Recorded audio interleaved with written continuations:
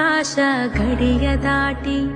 ತಂದಾನು ಬೆಳಕು ಕೋಟಿ ಭೂಮಿ ಕುಲಕ್ಕೆ ಕೇಳದೆ ನೀ ಜೀವ ಕೊಟ್ಟಂತೆ